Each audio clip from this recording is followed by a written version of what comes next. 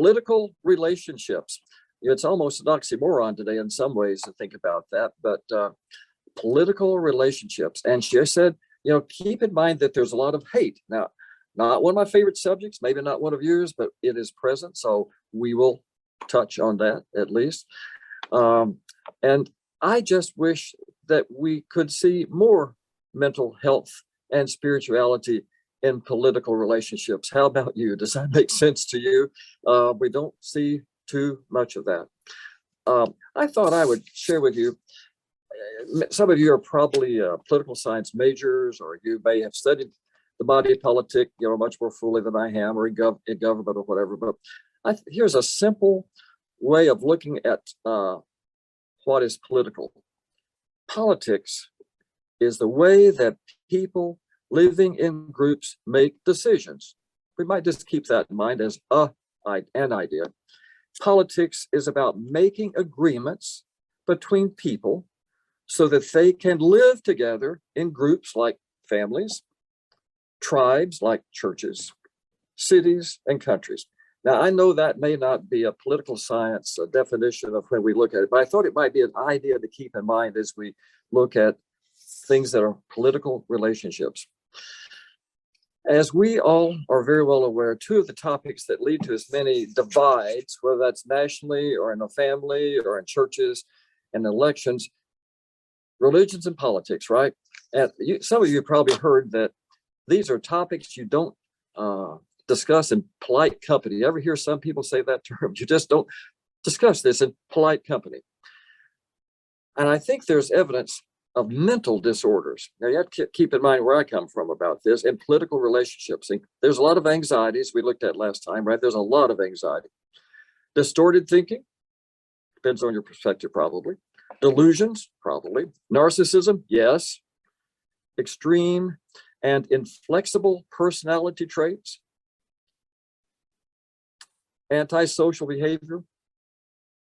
All this resulting in PTSD for all of us, right? So now this comes right out of the DSM-5, and you can agree or disagree with it, the Diagnostic and Statistical Manual for Mental Disorders. So isn't it interesting just this week, as people have different views about January 6th, some people would say that is also a day that will live in infamy for us. And it's interesting that some people see that as a violent insurrection of the nation's capital and of democracy, right? But this week came out, some people see it as political discourse, right? Isn't it interesting how different just we all experienced, many of us have seen and re-seen an event that happened, and how different language is sometimes used to describe it. Violent insurrection of our capital and democracy, or it is political discourse. As we looked at spirituality last time, I don't think we see a lot of evidence of it in our political relationships. The kind of way we were looking at spirituality last time is that it transcends our differences and connects us. It transcends and it connects us. Just the simple idea we're all children of God. Instead, we seem to be able to carry on that early Genesis story, right? Cain and Abel, fighting and killing. Or we carried on in this way. We alluded to this last time, but here's how it comes about. My religion is the right religion. My church is the right church. My doctrine is the right doctrine. People like me are the right people. Now, so we fight and we split over slavery and race, the place of women in the church, if gay and lesbian people can serve in the church or even be ordained, who can marry whom can receive communion or not, and the right way to be baptized. These are just a few of the things in our life and in our church life we see going on. This is a history and part of our history, and we carry it on, don't we, in our churches, in our communities, in our nation, and even our families. Now, since I deal more with people as families and even couples than I do on these larger stages like the nation and the state and whatever else, it shows up in all kinds of places, and probably in your life and mine as well. I don't know about you, but I see more political hatred than I ever have in my lifetime. Would that be true? If I can see nods at least, have you experienced more political hatred than any other time in our lives. And Dee Dee, I think it's appropriate that you listed that as a term for us to look at about in political relationships. And I think hatred is not the kind of word we use always, but we have seen it the last few years, yes. And think with me from a historical perspective. Now, some of you have been around, like me, been around a while, and others of you are a lot younger. But remember the 50s and the 60s? What were kind of the political issues during the 50s and 60s that come to your mind? This is a real question for anybody to say. I want you to interact with me today and us to share together. What comes to your mind? 50s and 60s politics. Race was still a thing back then. Race, civil rights. It's a hatred that still continues, doesn't it? You know, just last week or two, bomb threats to colleges and universities, right? It goes on and goes on and goes on. House Un-American Activities. I'm sorry? The House Un-American Activities Committee. Yes, exactly. House of Un-American Activities. Some of you remember John Birch Society. Some of you remember A Communist Under Every Bed. There are things that people can remember of what was going on. Just quickly moving. We don't have time. Any of these is worthy of, semesters of study. Vietnam era. Some of you can remember the Vietnam era, probably, right? Some of you, were any of you in the war? Were any of you in the Vietnam War? I can't see everybody. I don't know if any of you were, but the anti-war movement was large. It was a part of my life in high school and going toward college. I will tell you personally that during that time, I was interested in becoming a veterinarian. I grew up on a farm or ranch, and so that was what I was planning to go into. Personally, I didn't want to go kill people. It's not that I was un-American, it's just I didn't want to go kill people. So I decided I would major in veterinary medicine, go to the Peace Corps and serve, and that'd be a way I could serve my country and serve other people and do that. In fact, it went to ministry later rather than going that way, but that was how I was dealing with that at that time. Today's political issues include all things national and state, right, and world, but now also school boards, right? Isn't it a big deal these days? Educators, well, superintendents of schools, getting it from every direction, right?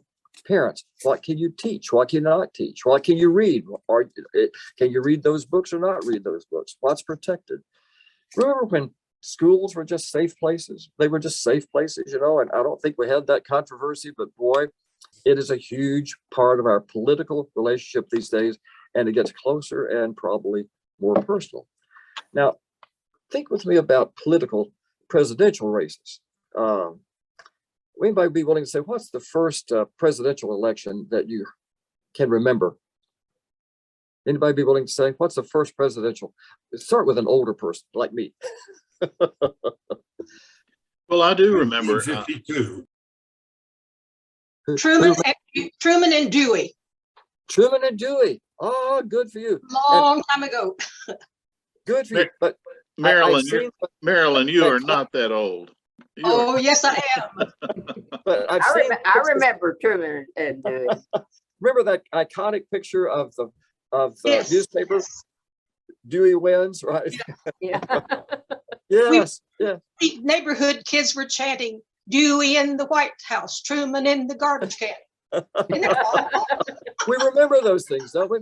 I'll tell you, the first one I can remember, quite frankly, was Eisenhower and Adlai Stevenson. Now, if some of you are old enough Yeah, for that. I remember that one. Mm-hmm. And anything you remember about that one? Well, I do. I remember that there was a moment when one of Stevenson's supporters said, "Oh, Mr. Stevenson, I know you're going to win. Every thinking person that I know is voting for you." And he said, "Madam, I need more than that. I need a majority." But it was an interesting time. They were Republican and Democrat. But from my viewpoint, it was the term is probably appropriate. There was civility. Does that make sense? I think that Sure. that would be an appropriate term to describe that. Now, I remember one of my great uncles had a button that said, "I like Ike." Remember that? Some of you have seen yeah. that? I like Ike is a slogan. Although I do not recall the Democrats having a slogan that said, I hate I. I do not remember that, right? I don't remember that at all. And there was a lot more civility. Now, some of you can remember Kennedy and Nixon. Anything to remember about that time? Kennedy, Nixon. Well, I do remember that it was the first presidential debate that was televised, and Nixon's proclivity to sweat. Yeah, his sweaty Yeah. upper. Well, of course, yes. Mhm. Yeah, I the remember debate. concern because Kennedy was Catholic. Thank you for Yeah. saying that, Janet. I remember that too. In fact, I remember people saying, oh, if Kennedy gets elected, now they weren't my family, quite frankly, but if Kennedy gets elected, what was going to happen? The Pope was going to run our country, right? That's Remember, right. remember that? Yeah. I remember that. And now this is where I do first recall the word hate in politics. That's just me from my viewpoint. But that there was hate. I do not recall that. We remember how much Kennedy was hated. And he was killed right here in Dallas. There were newspaper ads in the Dallas Morning News about hatred toward Kennedy. I don't know if any of you have seen those papers. It was there, right? Hatred. And he was killed. Now, more recent history, Obama, and I'm skipping around, but just Obama and Romney. Anything you remember about that one? Anything that stands out about that particular election?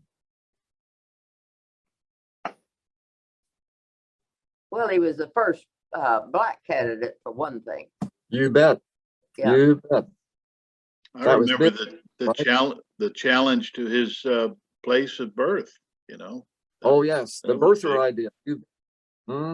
Yes. That And- still hadn't been decided.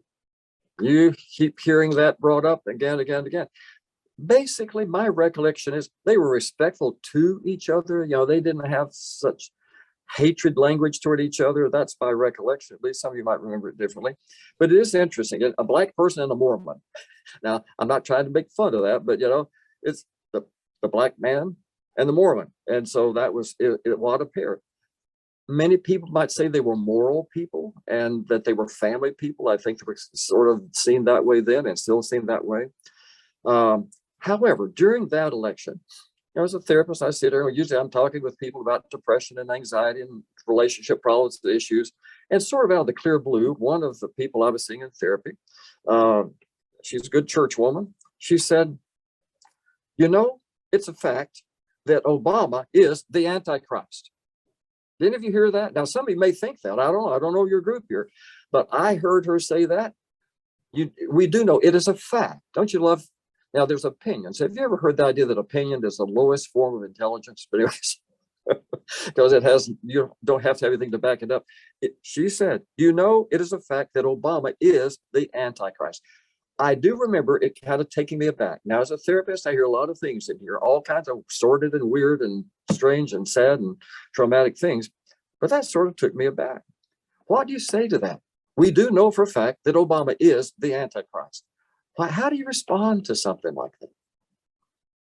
How do you respond? Please tell us.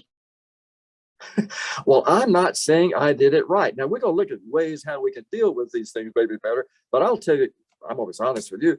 It took me aback, and some of you may agree with it. I don't know, but I said, well, where did you hear that? That was I don't think that was the most thought out reply, but oh, where did you hear that? Guess where she heard it? At church. Well, there are some places she could have heard that, and she is of that persuasion. So, and she said, originally, she said, I read it on the internet and I heard it on a radio program. Now, those are the two great sources of truth for us, right? Right. Internet. I am on Facebook now. I don't post. I read some. I try to limit what because I can tell you stories. You can tell me stories, but there's some weird stuff, to say it very nicely, right? In the past few years, do you think hatred has spread? Has that been your observation and experience, that you just see it spreading and spreading? Have many of you sensed that? Were you taught, some of you may have been taught, that it's wrong to hate? Did any of you grow up with parents or church that it's wrong to hate? I remember my mother saying to you, well, don't say the word hate. Now you can hate evil, whatever evil is, I guess. But I remember saying, don't say the word hate. Now that was how I grew up in Methodist, nice family, but some of you may have heard that too. Now don't say the word hate. Now some kid might say, I hate spinach, or whatever else. But if you hate another person, that was uncommon. Was that true for some of you in growing up, that you just didn't hate people? Didn't hate people. Yeah. What do you think God hates? What do you think God hates? This is a real question. What do you think God hates? Injustice. Injustice. Thank you, Kim. Haters. Yeah. Some of us may that God is love, may not always think God hating, but I'll tell you, if you look at Proverbs 16, 19, 6, Proverbs 6, verses 16 through 19, it tells us, Proverbs 6, 16 through 19, there are 6 things that the Lord hates, 7 things detestable to him, which is interesting, right? And I'll just mention the 6, and if you want to look at the detestable ones, they could be interesting. These are the things that, according to the verses of Proverbs, the Lord hates: snobbish eyes. Isn't that interesting? Looking down on other people would be an interpretation of that. A lying tongue. Lies. Hands that spill innocent blood. Isn't it interesting at sharing in this very body form ways of description? A heart set on wicked plans. A heart set on wicked plans. Feet that run quickly to evil. A false witness who breathes lies. And one who causes conflict among the people. What do you think about those? Now, I know we can look at other things in scripture and whatever else, but that's just a pretty succinct way of looking. What do you think about the ones that were just mentioned here? What do you think? Real question. Well, I think it's all inclusive. I think as far as hate is concerned, I think we are cultivating it, and because we have opinions now from too much information. What our problem is, we have no wisdom. We just have information. I thank you for saying the term, because I love that term and what this whole series is about. Wisdom. Isn't it true? Wisdom. Opinion is almost the opposite of wisdom in some ways, but wisdom. Hopefully we become wiser and wiser. Doesn't mean we know everything, but hopefully we become wiser. Just like you were saying, Kim, that injustice is not wise. It is not good. It is inconsistent with what I think we would understand our faith to be about. So when we think about wisdom, it's a good thing. When I work with people in my office, I draw little 6 circles for people, kind of understanding who we are, where we came from, and how we can be, maybe things we want to change about ourselves, and how you can be nurturing, and how people might be critical, or how people can be adult, or how we can be people pleasers, and all these kind of ways of looking at ourselves. And the one that I use, I put over in a little section, I say, what about wise? Where can wise fit into our personality and who we are and how we relate to people and the world and life? But wisdom, I agree. Anything else you thought about these things that are indicated in Proverbs that the Lord hates? Any other thoughts you had about them? They're all destructive of relationship. Yes, they are.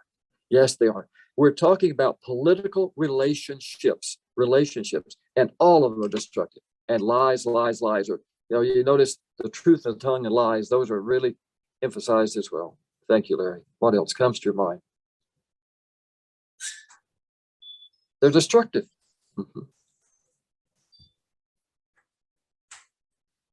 Well, how many of you have seen Hamilton one way or another? On the screen or on the stage? Probably, right? Boy, isn't that about one of the most popular things that's been around for a while? And it's about a duel, right? Between 2 people. They kind of I'm going to reference again, they're sort of carrying on the Cain and Abel tradition, right? One killed another, one killed another, rather than tens or hundreds or thousands of people. Probably one of the most destructive thing about political relationships, or the lack thereof in our country, was what? The Civil War, as we call it. Isn't it interesting to call it civil? Now, I know the reason for it, but the war between the states, or the war between whatever else. You've heard some Southern people say it was the war of Northern aggression. Ever hear some of that? Yeah, isn't it interesting, the viewpoints that people have had? The war that women, this is not meant to be, that but brother against brother was often said, right? That's how it was, brother against brother. Some of you have seen the Ken Burns Civil War series. Wasn't that one? I just love it. It was about gory battle, which it truly involved. But did any of you happen to have family members who were in the Civil War? Did any of you have some people who were in the Civil War? Grandparents, great grandparents. I had a great granddad. Oh yeah, Stephen, you did, right? Well, I did. Yeah, a great grand uncle, I guess, is what it would be. Yeah. Grandfather's brother. Yes. And I had a great grandfather who fought in the Civil War. It was my mother's dad. They were poor farmers. They weren't slave owners. They were poor farmers. Records look like he served between the ages of 16 and 18, or 17 to maybe 19. He was young. Just, you might say, a boy, a lad, is how my grandmother referred to him. He was a lad at that time. And he never talked about the war, which is what you often find people who've been in any war. They don't talk much about it. But it was an interesting, she said, I remember him saying two things about it. One said we would rub his head, and he had a callus on his head. And he said that was from sleeping on the saddle during the war. Said that was the thing he commented about. That was from his sleeping on the saddle. And you can imagine he spent a lot of nights on the saddle. And the other thing was that when he came back home from the war, there was nobody at their home. There was no one there. And apparently waited there for some time until he finally began to see some family members walking back home. He went out to meet them, and they were returning from the burial of his mother. Now, it's just those sad kinds of things that people experience. And we can only imagine what it was like as war was fought back in those days. It was different, right? It was so different than how we may do drones or whatever else we do now. But it was fighting, killing. And some of you what would be called Civil War historians or buffs, or some of you interested in that. I know a lot of people really love writing about it, and certainly reading about it. It depends on your sources, but there was probably something like 1.5 million casualties from that war. We have over 900,000 have been killed by COVID-related deaths these days, but probably about 1.5 million. The casualties and deaths were the result of most of the casualties came from non-combat. They said that for every 3 soldiers killed, 5 more died from disease. We didn't have the medical care. You've seen those kind of gross things. You sawed the leg off that person with amputation, right? And you put a stick between your teeth and gritted. It was some very gross and sad and painful experiences that they had. In some ways, this war still goes on, doesn't it? It goes on in a different form. And you know what it was about? What would you say the Civil War was fought about? What would you say? No wrong answers, don't worry. Slavery. Slavery, yes. They call it that, but it was. Yes, isn't it interesting? Oh, we can, pun intended, we can whitewash these things, right? But it was about slavery. You can call it states' rights if you choose to look at it that way as well. It is going on and going on and going on. And it split our church, didn't it? Our Methodist church was split because of it, right?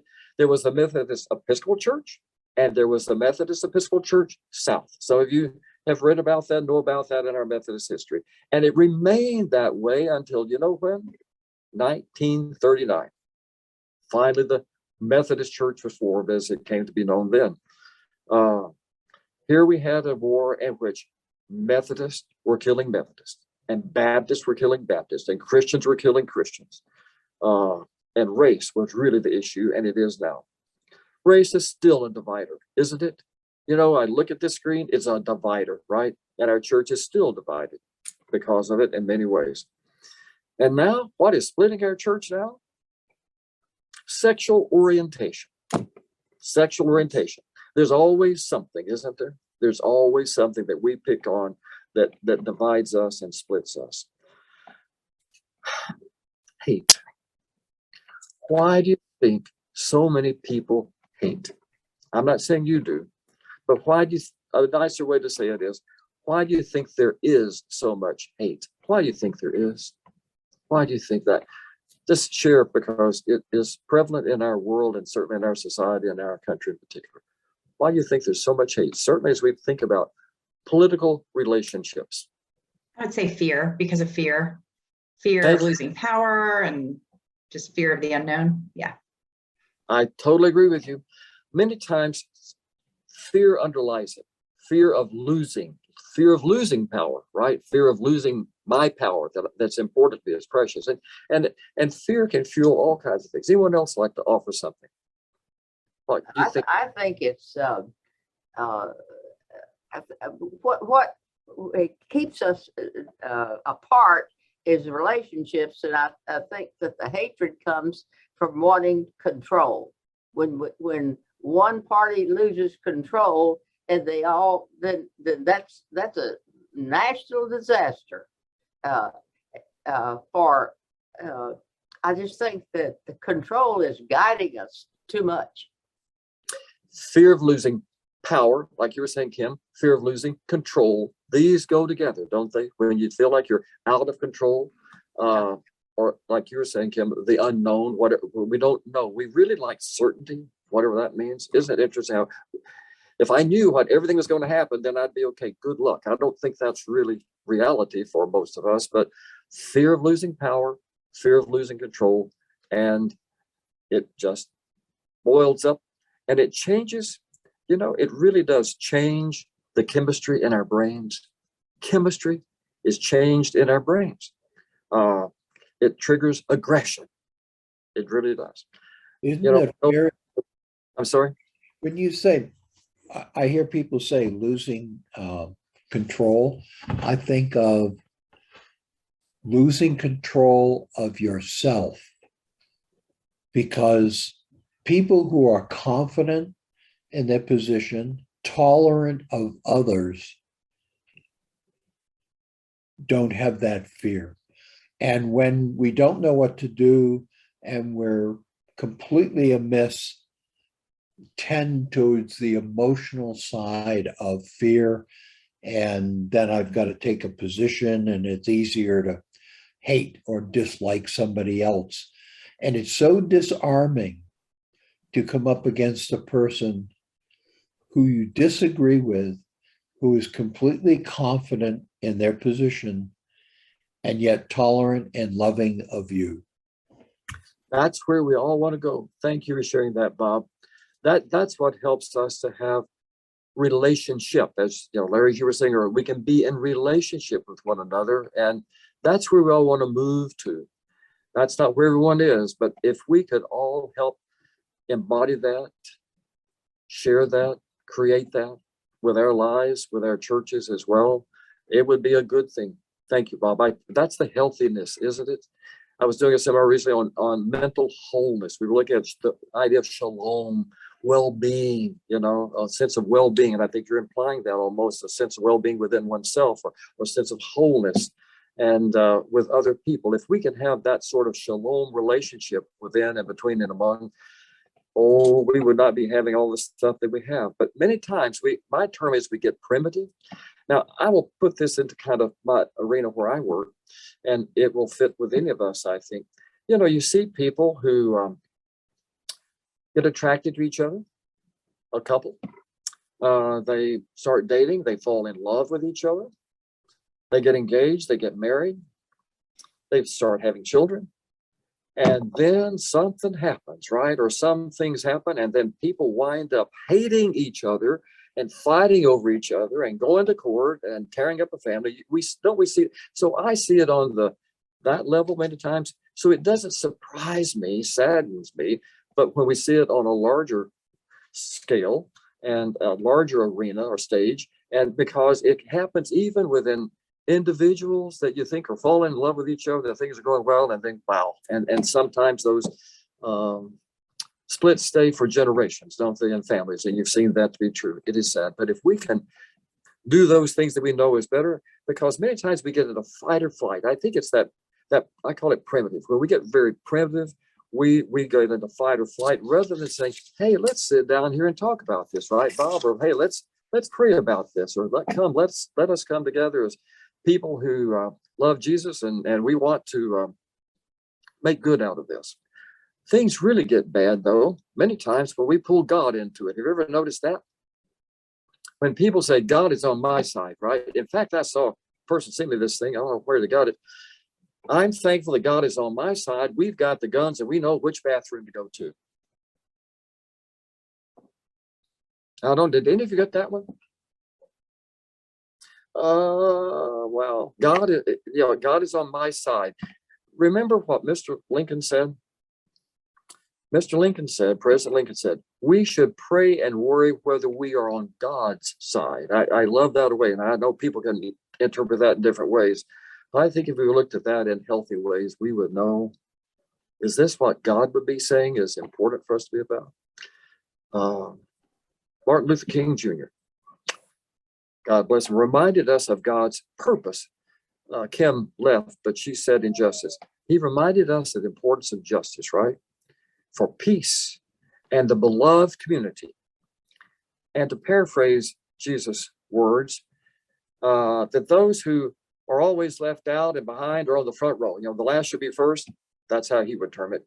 And to always be welcoming, inclusive, and inviting all of God's children. I think that's how we want to be as people. I think that's how we want to be as a church. I referenced it, I think, last week, but I love that Jesus with outstretched arms on the front of your church. I think, I'm not minimizing the cross on top of it, but I love that image that people can see as they go past your church. I think that's a wonderful thing that you have. And I encourage you. How we deal with political relationships. Have any of you seen that in families or read about or heard about it in families as well? That's where it really gets close to home, right? I know it's on the screen, it's in our society, but have you ever known of any people who've had that kind of squabble in their own family? We don't have to speak personally unless you choose. As a therapist, I have. I've seen a number of people in my office that the last two elections have caused huge rifts in the family. I mean, huge ones. Sometimes between husband and wife, and certainly between parents and children. I've seen that more times than I could probably count. That was a primary presenting therapy issue as they came in. How do we deal with our political relationships? And they really happened in the past two presidential elections. That's where I have shown it. The parents were on one call it an extreme position, and the kids were on the other. Some of them had parents whose minister or priest had said what backed them up or told them how they should vote and what was right and what was wrong as well. And so they had their God is on my side perspective as well. How do you think it was like for those children who said, I can't even talk with my parents anymore because that seems to be the only thing they want to talk about. I say, hello, how are you? And then they start telling me all the bad stuff about me and my candidate or where I stand. What do you all think about that? What do you think about that? I think it's a shame that they put their political views ahead of the relationship and the family. Thank you. Yes, isn't it true? But that became the divider. Welcome back, Kim. I was just saying Martin Luther King was saying primary thing that was looked at was justice, that God's purpose is for justice, but how families have done that, and that overcame what's really important in life and relationships and family, but politics difference made It split them. Yes, isn't that sad? Anybody else have a thought about that? In our discussions of late, sometimes we talk about justice, and what we really mean is revenge. Yes, and that is how it is often dealt with. Now, as a therapist, it's been interesting dealing with those people. And maybe for you, and maybe some of you have had to deal with something similar as well. How do people deal with that? And some decided that, until we can meet with each other without that being the focus, or certainly what you lead with in our discussion, we're just not going to meet for a while. We're going to take a break. And if I'd like you, some of them say, I'd like you all to think about this, pray about this, what's really important for us. And before we get together again, and you let us know if you feel like when we get together again, what we can talk about are other things rather than the politics that's dividing us. That's been one of the things that I found that was helpful for some of the people I've seen, or couples or families. If we can talk about that, but until we can, I don't think it's going to be productive for us. Now, it depends upon the, what do you think about that? That's one option. Terry, I think if we understood why it used to be in Congress that the Democrats and Republicans argued all day about issues, but then they would go out after they closed and go and have a drink with each other, and they enjoyed each other's company. Now then, you can't get a Democrat to speak to a Republican, or a Republican to speak to a Democrat. They just won't. They just won't. What is it that happened that changed that relationship? I have some opinions, but what I do find is what people can do. I think that it becomes so sided that if you don't take this side, you're going to lose all these people.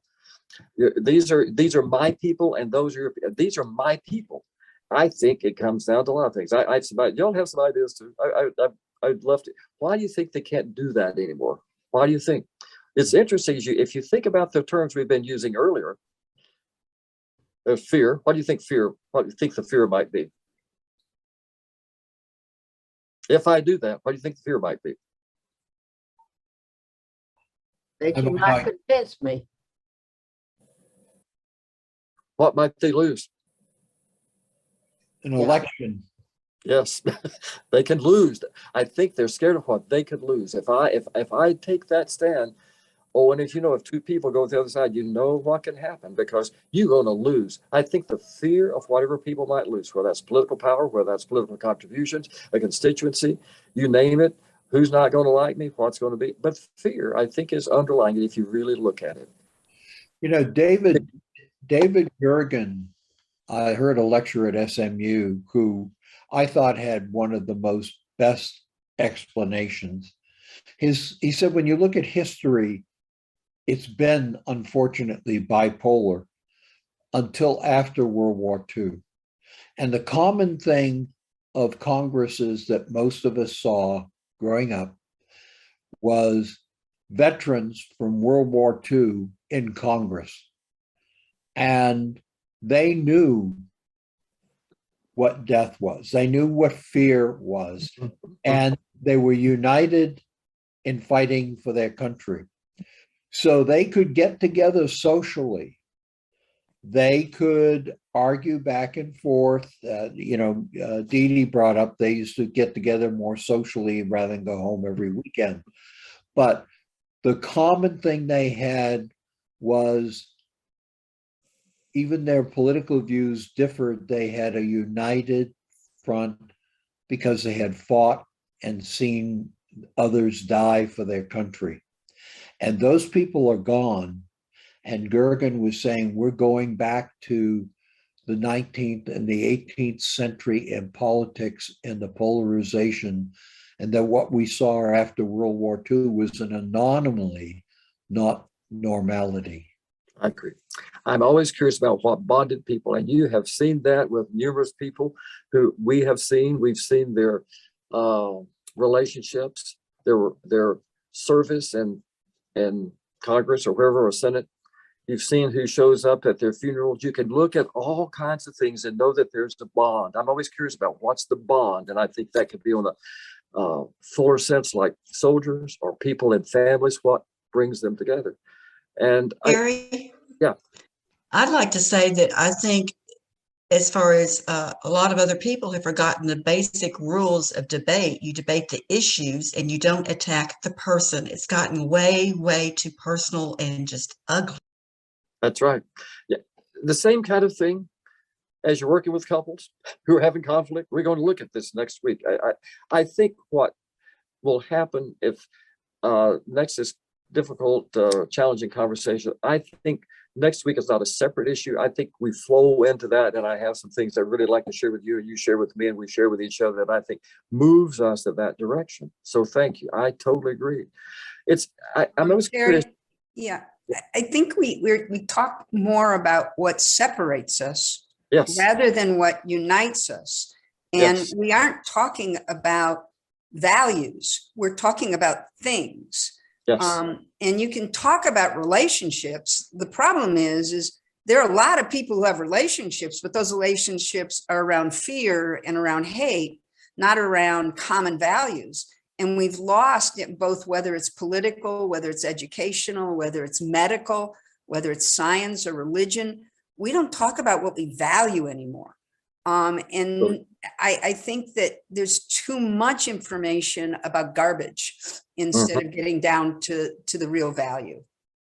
I totally agree. Thank you for sharing that so much. You know, I do a lot of premarital seminars, and you know, in these groups, there are people from various religious backgrounds. It's always interesting. There are a lot of Catholics and Baptists who come together with these things and whatever. And when they're talking about religious things, and these are people almost all are planning to get married and engaged. And it's an interesting thing. One of the things I'll ask, what are some of the things you'll agree about? You know, if you can, because there's some commonality, there's some bonding that people have, and whether that is a couple, whether that is people in parties, but we objectify is another thing goes on in war. They're an object, and we don't look at values. We'll look at this next time, but a question that sometimes asked is, help me to understand how you came to that position or see it that way. To me, it can be an invitation. I'm always curious how people approach things with each other rather than here and here. I even use military terms. Some people get in their bunkers, and my experience is most people are not going to move very far from their position they're in about politics. That is probably true. It's not, most people are pretty entrenched, but it's amazing if people can come out. Remember the DMZ, you know, to me, I kind of use that language with some people. How can we come out from our bunkers and maybe sit down and talk about things? Remember when Begin and Sadat had their meeting that Jimmy Carter, quite frankly, was to meet with them, to help them maybe bring about peace between Israel and Egypt, because they had been at war and fighting for so very, very long. Remember one of the things he brought up with them? He said, tell me about your grandchildren. Tell me about your grandchildren. They were all grandfathers. It was something they began. I think that was a turning point. We'll look at some things next week. I hope that can be turning points, but I think it's a turning point because I think there was a commonality. There was a bond that they shared, value, if you would, that they understood that in relationship. And they probably did not want their children or their grandchildren to have to live in an age of more war. And I think it was one of those pieces that brought them together in some way. So the commonality and the values that we had, some couples and families, as I was mentioning earlier, they began to talk about, look at what we can talk about rather than only talking. I said, you don't have to change your political opinion. I like to use the parliamentary procedure term. Hey, could we table that? It's, you know, we may not change each other's minds, but could we table that and then focus on the good things we're here? And it's kind of neat. You know, they started talking about children and grandchildren and their work and food. And there are a lot of things. Let's take our dog for a walk, whatever it might be. But it's amazing what we can do. And that's what we're already, and thank you for being here. And that's what we'll really focus on as we're moving toward next week. So next week, let's focus on how we can carry on these conversations maybe within ourselves and with each other, but beyond that. So that's what we'll really deal with. What else would you like to share? Maybe just in light of what we're talking about so far today. Harry, Relationships. I'd like to take a few elements of things that you've been talking about and suggest that there's a phenomenon that's going on now that's different from what we used to be thinking was normal, that has to do with the subject of hate. Why is there so much hate being, spewed out? And I go back to that those passages from Proverbs that you quoted to us, and in order to overcome the temptation to be snobbish or lying or wicked or false or all the things that you said, it requires some self-restraint. You can call that to inhibit yourself. Some people don't like to hear that, and they think, well, you don't want to be an inhibited sort of person, but it does require some restraint, to self-restraint, self-control, to not just spew out, whatever pops into your mind. It doesn't mean that it's evil to have emotional thoughts that rise to the level of hate, but you don't always express it. And I was just, I was thinking about how our politicians, it's been said that there used to be more civility in political discourse, and that seems to have gone out the window. I've heard one of our recent major politicians called the great disinhibitor, in the sense that to see that on display in the public forum, hating and talking about other people in derogatory ways, has a trickle-down effect on the rest of us.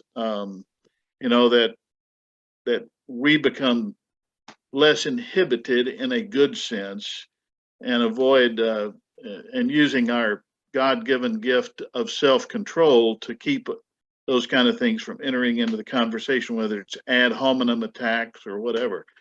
So I just think that's an important way of looking at things. What's changed in our society. It's not so much that people, we've always had the disagreements, as you've said. And Civil War was when it was, but the discourse in the marketplace or the political arena just seems to have become so ugly. And I think it's infectious. I think it's contagious. I think it's something that's a problem. I don't know. You may see that on the interpersonal level. Totally agree. Is there? I think I have a little saying that there's no clones, and we'll probably look at this next week. But we say in church, wherever two or three are gathered, the Spirit of the Lord is there. I believe that. I also believe that wherever two or three are gathered, there will be some differences and issues and problems or conflicts. I take that as a given. But I think what you're implying, and we're all looking at, it's the how we deal with these things, how we deal with them within ourselves, like you're certainly saying, Stephen. That little song, how does that go? Let there be peace on earth and let it begin with me. Until there's that within ourselves. And as people of faith, we have built-in opportunities of things that can help us within ourselves. With children, you teach them to self-soothe, right? Those you have children, how they can calm themselves down. I think the same would be true with us. And what we say is so important. Our tongues, what James says. But hey, this is another. Some of you know Jim Kirby. Jim Kirby, who was a dean at Perkins. Loved this man. He was a great guy. And Jim said, I remember him saying, when he went to serve his first church in Oklahoma, he learned he could be an honest person and not have to say everything he thought.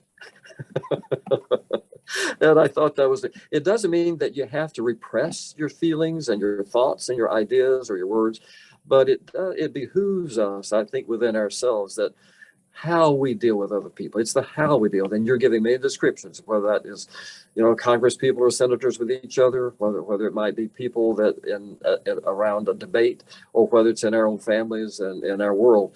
Oh, it'd be really great if we would do that. So I think let's carry this forward as we look at having discussions with each other, what we can do within ourselves and with each other. I think as the church Methodist Church is going to be splitting one way or the other. I'm not saying that prophetically. I know you've had series on that, and you'll be we will all be dealing with that one way or the other. So, but differences are just a part of life. That doesn't have to be bad. I think that's how sometimes it's hearing, if we'll hear that other person. So it's an invitation. Help me to understand how you came to this point. Help me to understand that. Would you please tell me about it? If we could invite and listen and then share, and we'll look at a process next week. I hope that will be helpful for us. But if we could do that kind of thing, it'd be very beneficial, I think, to all of us, rather than declaring war, right? Declaring war. That's what we do. Oh, thank you for engaging. And I hope it's helpful for you to do it this way. This is how I love doing things, if it's helpful. I know you're a very bright, intelligent, sophisticated group of people. I hope nothing insults your intelligence about what we're doing here. I don't know if we're going deep enough for some of you or broad enough or whatever. I don't know, but I appreciate your interaction. And this is the kind of thing that helps us. I think we're not alone in this. And I appreciate all your sharing. So political relationships, as you were saying earlier, it's about relationship. Does it benefit relationship or not? It's probably a good thing for us to keep in mind. So we're probably better wrap up. Looks like we're coming down to the last minute here, and time for you to conclude us. But thank you all for being here. Thank you for everything you shared, and we're all enriched by it. It helps me as well, and have good weeks. And so I would say to you, shalom.